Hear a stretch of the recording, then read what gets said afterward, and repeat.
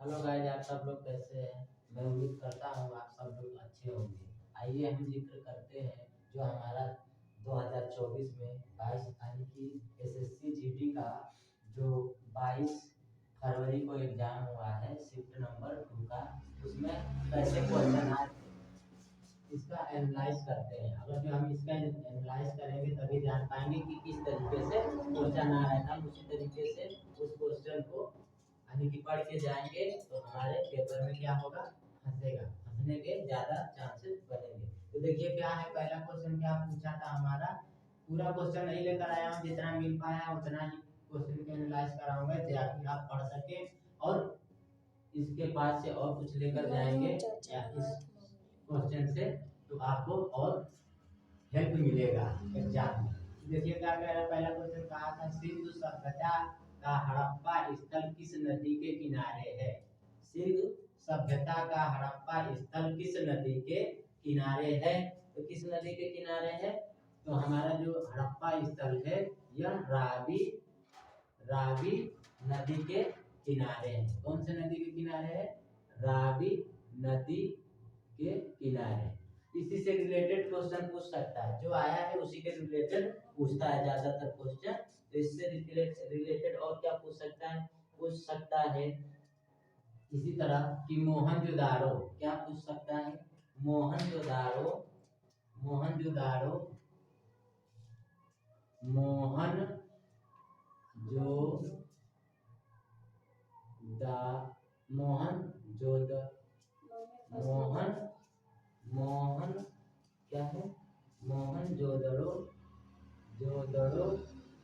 किस नदी के किनारे है।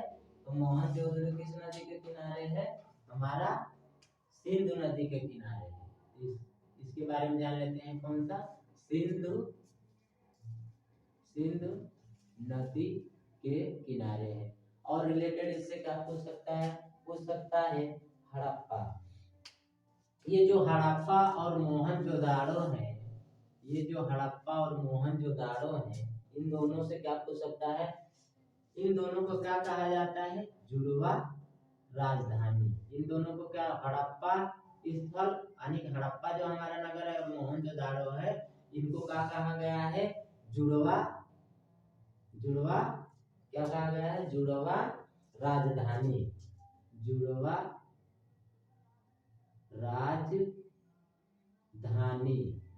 अब जब इन दोनों को जुड़वा राजधानी कहा गया तो ये भी पूछ सकता है इससे रिलेटेड कि ये किसने कहा था। ये जुड़वा राजधानी यानी कि हड़प्पा स्थल और मोहनजोदाड़ो को जुड़वा राजधानी किसने कहा था, तो किसने कहा था, पिंगट ने कहा था।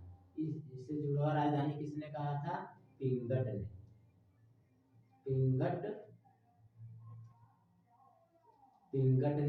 कहा था। कौन कहा था, पिंगट ने कहा था। ठीक, और क्या पूछ सकता है कि सिंधु सभ्यता का यानी कि सिंधु सभ्यता जो है इसका सबसे उत्तरी बिंदु कौन सा है। अब हम यहाँ बना लेते हैं, जैसे कि ये हमारा हो गया, ये हम ऊपर वाले को उत्तरी बिंदु यानी उत्तर कहते हैं, इसे क्या कहते हैं, पूर्व कहते हैं, हाँ इसे दक्षिण कहते हैं, इसे पश्चिम कहते हैं। तो इसी तरह क्वेश्चन बनाएगा एग्जामिनर क्या बना सकता है। अब सभ्यता से पूछा तो इसके बारे में और जानकारी ले लेते हैं।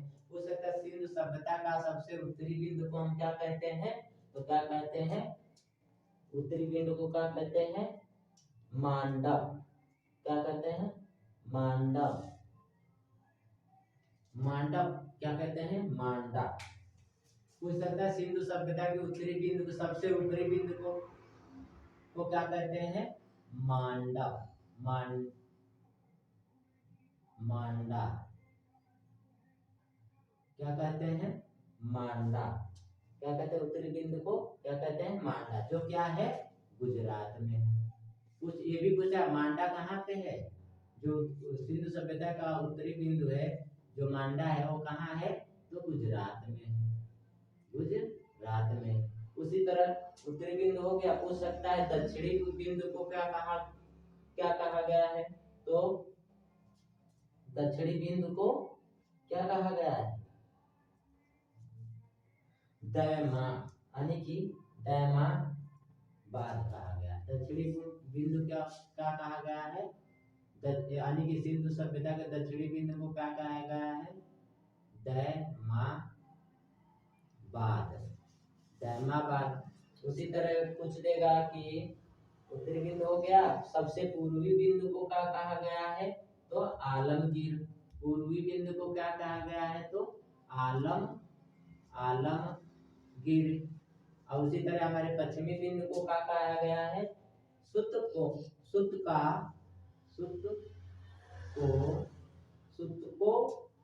क्या कहा गया है, सुत को गेडोर। अब यहाँ से ये पूछेगा कि सुतकोंग डोर किस राज्य में है, तो ये हमारे महाराष्ट्र राज्य में। समझ पा रहे हैं, किस राज्य में, महाराष्ट्र राज्य में है।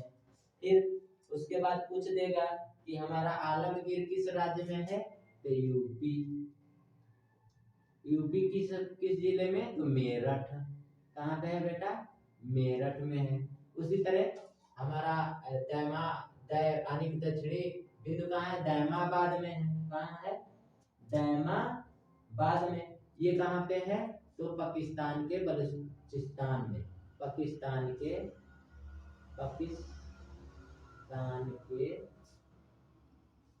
बलूचिस्तान में,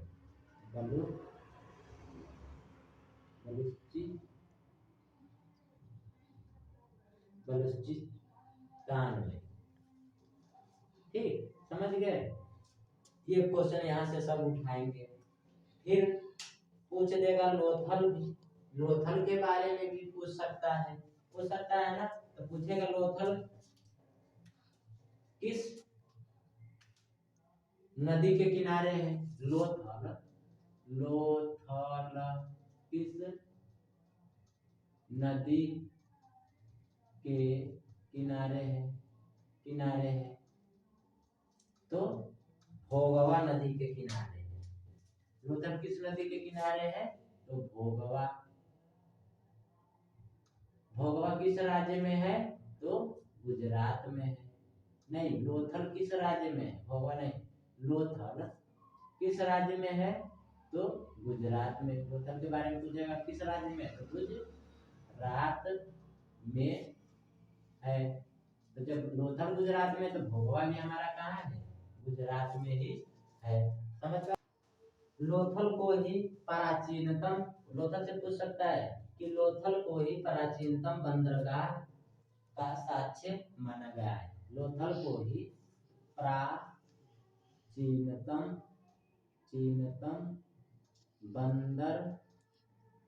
बंदरगाह का साक्ष्य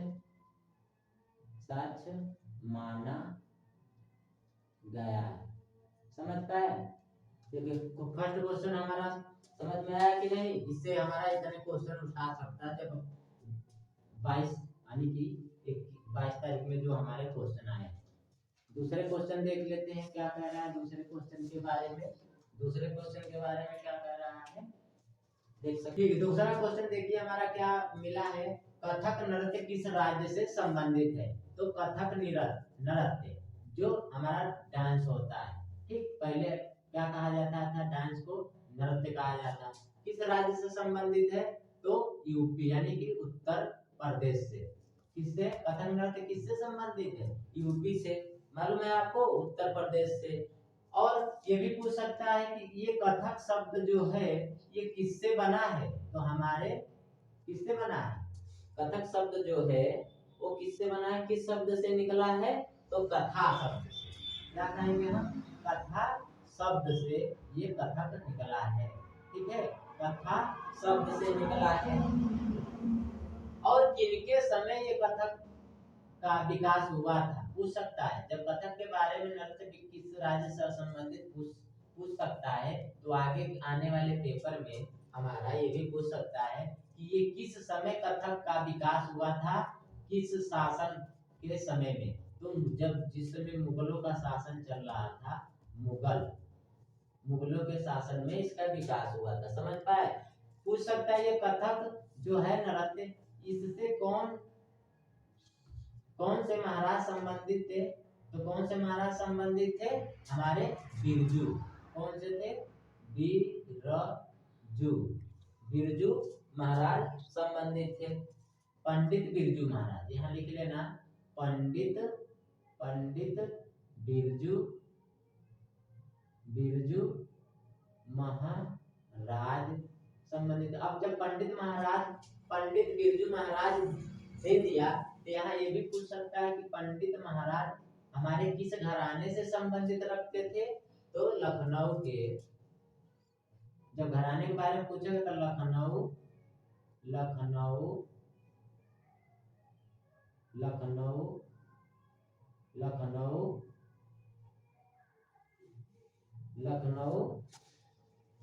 के कथक घराने से संबंधित रखते थे। समझ गए? लखनऊ के कथक घराने से संबंधित थे। ठीक। तीसरा क्वेश्चन हमारा पूछा था कि फीफा वर्ल्ड कप 2017 कहाँ हुआ था? देखिए 2017 में तो होना था, लेकिन 2017 में नहीं ना होकर किस कारण नहीं हुआ। वो 2017 वाला किस में हुआ? 2018 में हुआ। तो पूछा था कि 2017 वाला फीफा वर्ल्ड कप कहाँ हुआ? तो कहाँ हुआ था 2017 वाला? रसिया में हुआ था। रसिया। कहाँ हुआ था? रसिया में। जब यहाँ से उठाया 2017 वाला, तो यानी कि ये पूछ दिया, तो हमारा अगला वाले भी तो पूछ सकता है। तो यहाँ पूछ सकता है 2022 वाला कहाँ हुआ होगा, कहाँ हुआ है। और फीफा से जब उठा रहा है तो ये भी पूछ सकता है कि 2022 वाला कहाँ हो सकता है। तो हुआ था, तो हमारा हुआ था ये 2022 वाला कतर। कहाँ हुआ था? कतर में।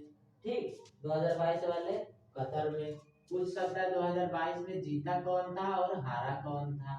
तो लिख लो यहाँ जीता और हारने वाले के बारे में। हारने वाला और जीतने वाला। ठीक। तो हारने वाला हमारा कौन था और जीतने वाला कौन था? तो हारने वाला अर्जेंटीना था, अर्जेंटीना।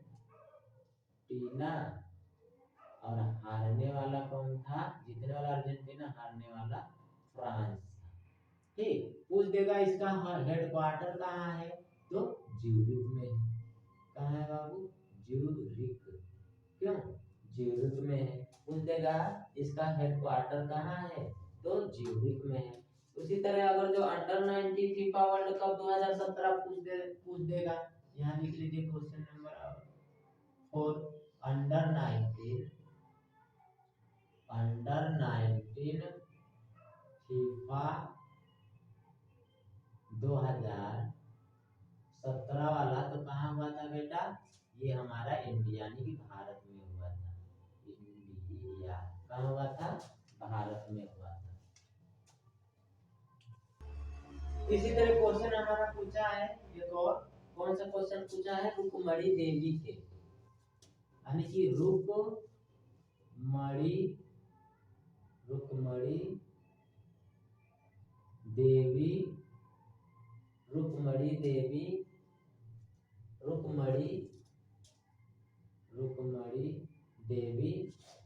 अरुणडेल रुक्मणी देवी अरुणडेल किस शास्त्रीय नृत्य से संबंधित हैं? किस शास्त्रीय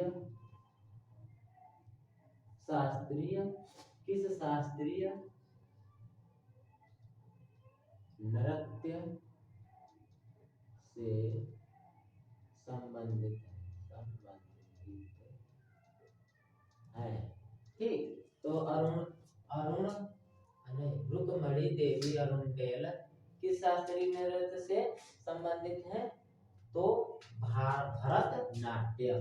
किससे संबंधित है? भरतनाट्यम।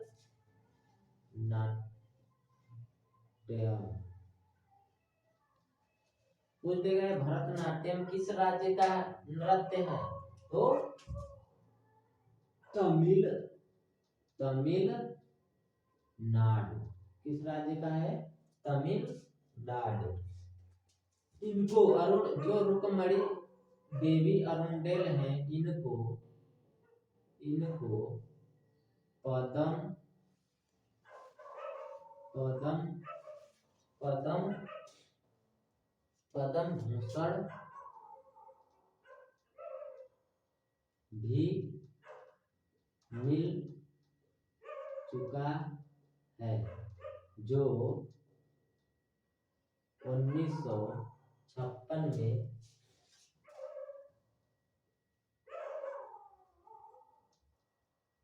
इन्हें दिया गया था। ये जानते हैं फैक्ट क्यों पढ़ाया जा रहा है? यानी कि जब रुक्मणी देवी के बारे में यहाँ पूछ दिया है कि किससे संबंधित है, किस शास्त्रीय नृत्य से संबंधित, भरतनाट्यम, आज उसने इसके बारे में पूछा, कल वो पूछ देगा भरतनाट्यम किस राज्य का है, यानी कि शास्त्रीय नृत्य किस राज्य का है, तो तमिलनाडु से है। फिर रुक्मणी देवी के बारे में पूछ देगा, इनको पद्म भूषण कब मिला गया था, पद्म भूषण कब दिया गया था, तो आपको याद रहेगा पहले से ही 1956 में, तो आप कर ले जाएंगे। ठीक, समझ पाए? मौलिक कर्तव्य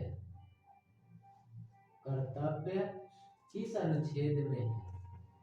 किस अनुच्छेद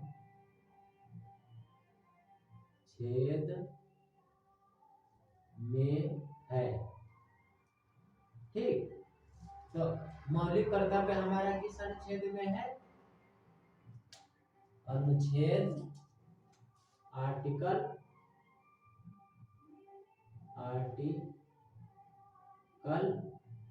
51 ए में है। फिर पूछ देगा मौलिक कर्तव्य किस भाग में है। ठीक, इससे फैक्ट और पूछ देगा मौलिक कर्तव्य किस भाग में है, तो भाग हमारा 4 में है। ठीक, फिर पूछेगा कि मौलिक कर्तव्य किस संविधान संशोधन द्वारा जोड़ा गया था, तो ये लिख लेना आप लोग 42वां संविधान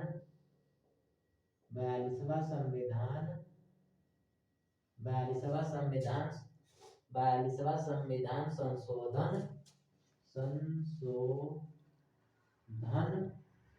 1976 से जोड़ा गया था।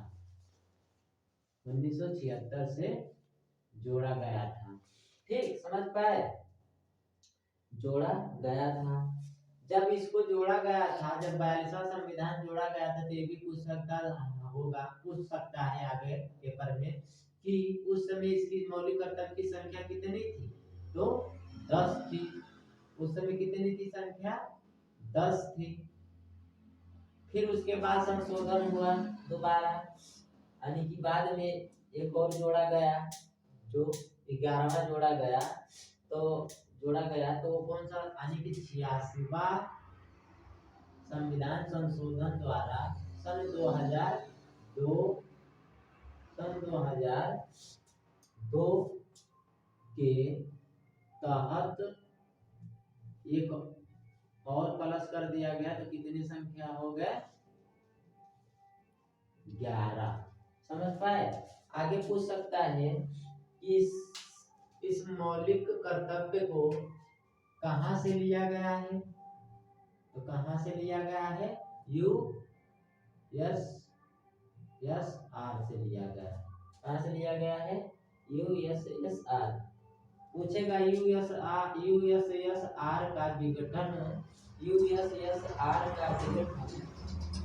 कब हुआ? विघटन कब हुआ था? तो सन 1991 में हुआ था। समझ पाए?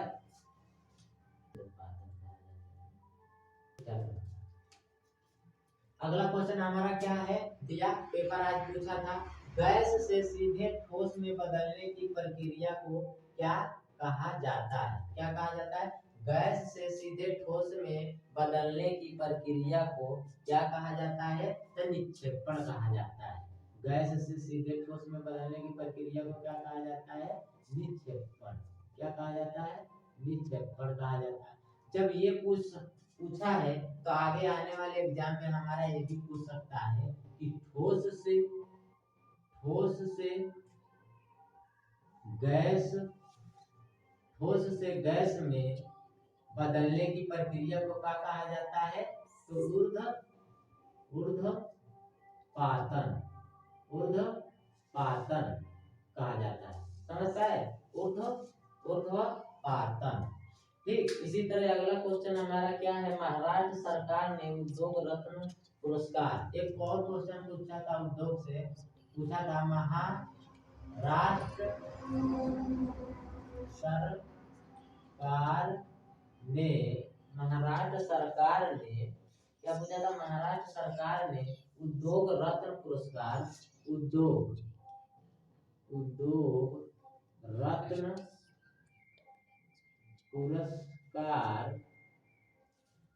रत्न पुरस्कार किसे दिया है? ठीक, उद्योग रत्न पुरस्कार किसे दिया है? तो रतन टाटा को दिया। किसे दिया है? रतन टाटा को। रत्न टाटा को। ठीक है, समझ पाए? तो उद्योग से भी पढ़ लीजिएगा आप लोग। आगे हमारा क्या है? एक क्वेश्चन और है दिया, राजश्रीधर के बारे में क्वेश्चन पूछा था।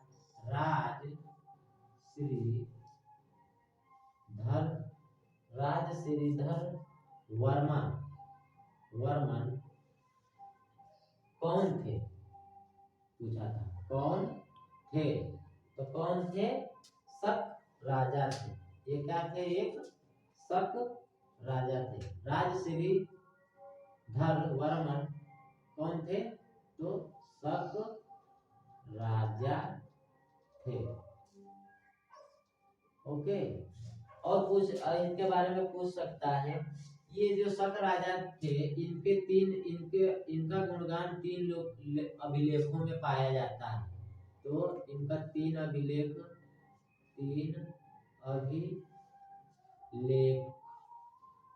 हैं, जो कौन कौन है? तो लिखे दे रहा हूँ, आप लोग पढ़ लीजिएगा। एरण है, विदिशा है, कनखेरा है। कौन कौन है? एरण है, विदिशा है, एक और है कनखेरा। कौन है?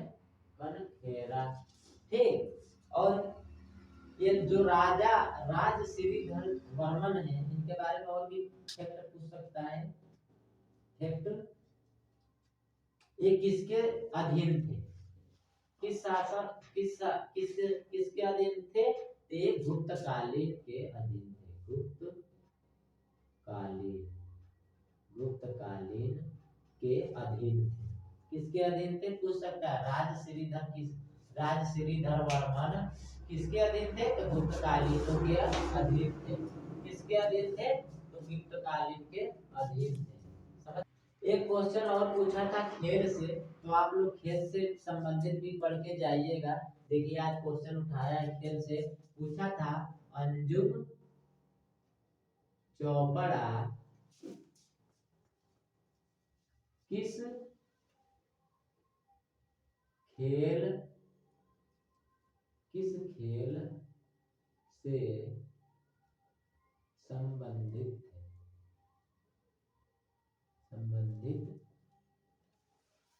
थे? ठीक, तो ये किस खेल से संबंधित है? क्रिकेट से। किससे? क्रिकेट से।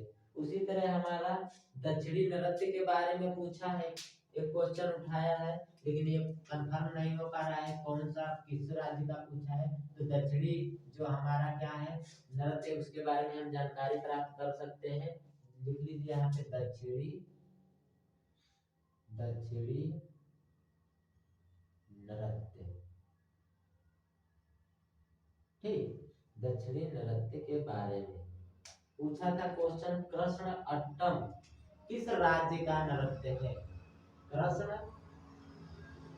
अट्टम किस राज्य का नृत्य है, तो ये है हमारे केरल राज्य का, केरल राज्य का। इसी तरह दक्षिणी राज्यों से और पूछ सकता है हमारा क्वेश्चन कि पूछ सकता है मोहिनी अट्टम, मोहिनी अट्टम, अट्टम और कथकली, कथक, कथकली, ठीक है। मोहिनी अट्टम और कथकली ये भी हमारे किस राज्य के हैं? नृत्य। यहाँ प्लस कर दीजिए दोनों, यानी कि दोनों किस राज्य के हैं बेटा? ये भी दोनों क्या है? केरल, केरल राज्य के हैं। एक दक्षिणी राज्य से एक और है हमारा, जो कि है कुचिपुड़ी, कुचिपुड़ी।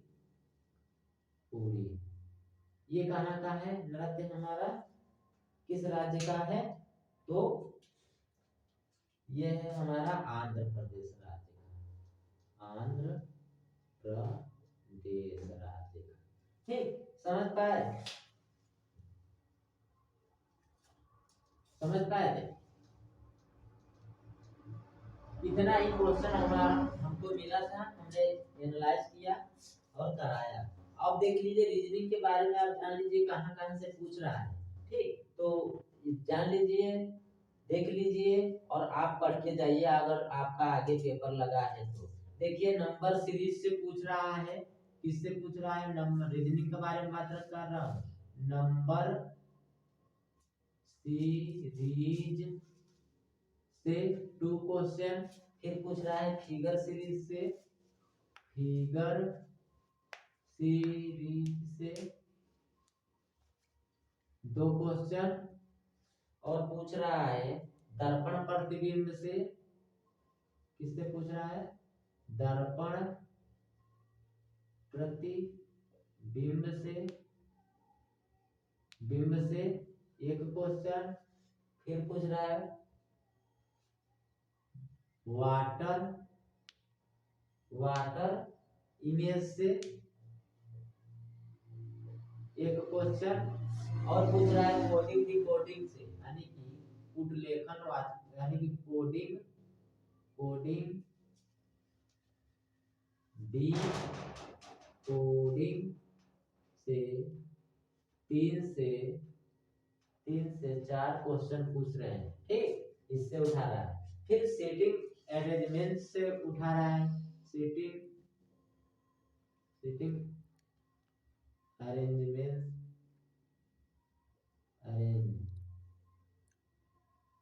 से उठा रहा है हमारा क्या क्वेश्चन? 2 क्वेश्चन। सेटिंग अरेंजमेंट से 2 क्वेश्चन उठा रहा है। एक लाइन वाले से उठा रहा है, लाइन वाला, और दूसरा एक उठा रहा है किससे? सर्कल वाला से, किससे? सर्कल वाला से।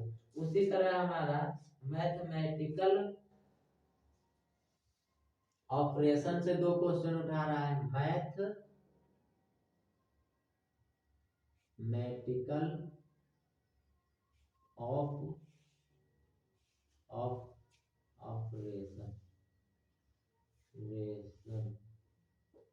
ऑपरेशन से 2 क्वेश्चन उठा रहे हैं। उसी तरह हमारा कथन निष्कर्ष से उठा रहा है, कथन निष्कर्ष से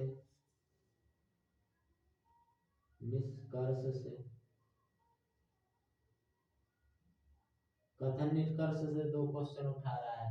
ठीक, फिर लेटर सीरीज से उठा रहा है, किससे? लेटर सीरीज से। कितने क्वेश्चन लेटर सीरीज से? 1 उठा रहा है। उसी तरह डिक्शनरी से 1 क्वेश्चन उठा रहा है। फिर हमारा ब्लड रिलेशन से उठा रहा है 2 क्वेश्चन, नहीं 1 ही उठा रहा है। ब्लड रिलेशन से 1 उठा रहा है, वो भी कौन वाला उठा रहा है? कोडिंग डिकोडिंग वाला उठा रहा है, कोडिंग डिकोडिंग वाला उठा रहा है। ठीक, जिसमें कोड दिया होता है। और एक पूछ रहा है